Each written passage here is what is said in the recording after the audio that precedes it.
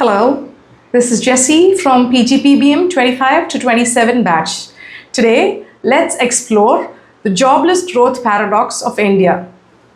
India is today the world's fifth largest economy. We are growing at 7% a year, faster than almost every nation on earth.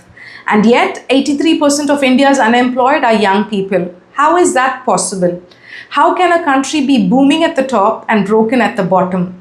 That is not just a statistic, that is a paradox. And today we are going to unpack it. This is the story of India's jobless growth problem and why solving it is the most urgent economic challenge of our generation. Let me give you the numbers. India needs to create roughly 12 million new jobs every single year just to keep up with the young people entering the workforce. We are currently creating only 8 to 9 million. That is a gap of 3 to 4 million unfulfilled futures every year. But here is what makes this truly alarming. It is not just that jobs are scarce, it is that education is no longer a shield against unemployment. In the year 2000, only 35% of India's unemployed had completed secondary education. By 2022, the number had risen to nearly 66%. We are producing more educated young people than ever before, and the economy is absorbing fewer of them. The official unemployment rate is 3.2%. That sounds reassuring, but that number hides a deeper truth. Urban youth unemployment stands at 18.8%, rural youth at 13.8%. And for young women, the situation is even more stark. Female youth unemployment is 16.3%, compared to 13.4% for men. Much of what passes for employment in India is informal, seasonal or unpaid. Nearly 1 in 5 workers is an unpaid helper in a family enterprise. This is not employment, this is disguised unemployment. To understand why we are here, we need a brief journey through history.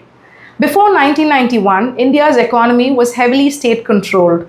Jobs came from the government. The public sector was the employer of last resort.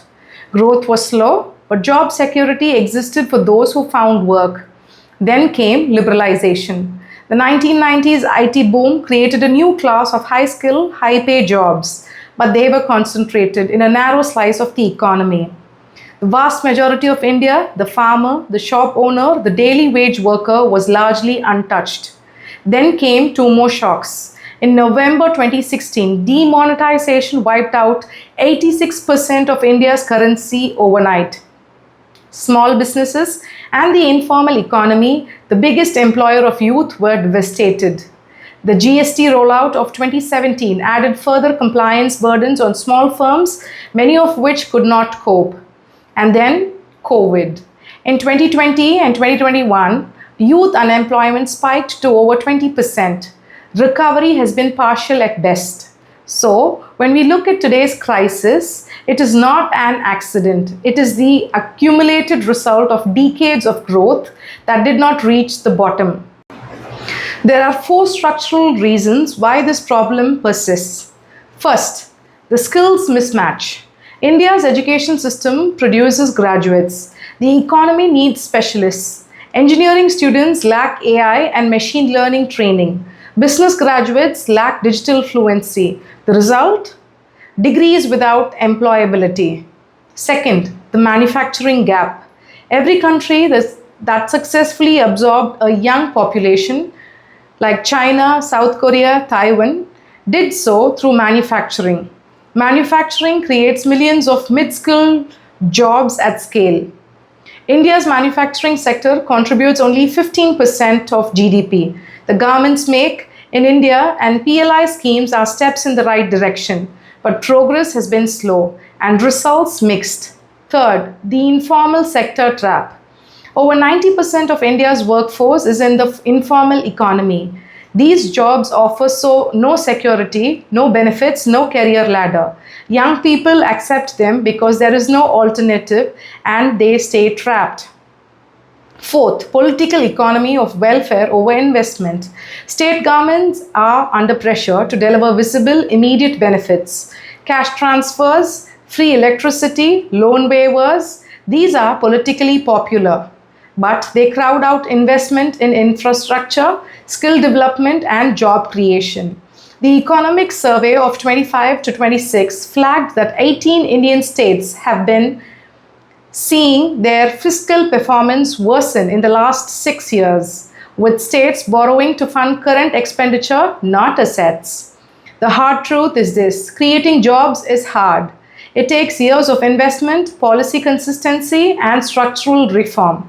Distributing benefits is easy, and that asymmetry is one of the biggest barriers we face.